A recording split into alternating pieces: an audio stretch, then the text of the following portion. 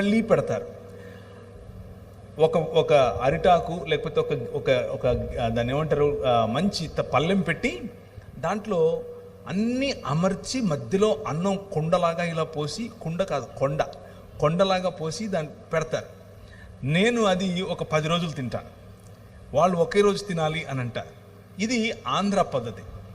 నేను హైదరాబాద్లో పుట్టాను, అంటే పుట్టలేదు, హైదరాబాద్లో ప్రస్తుతానికి ఉంటున్నాను. అక్కడ వరకు ఆపండి. హైదరాబాద్లో బిర్యానీ వండుతారు.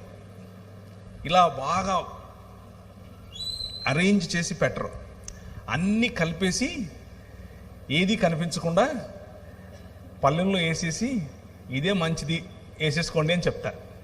ఎవరు ముక్కలోడు ఏరుకోవాల్సిందే. సో ఈరోజు నేను చెప్పబోయే మాట బిర్యానీ లాగే ఉంటుంది.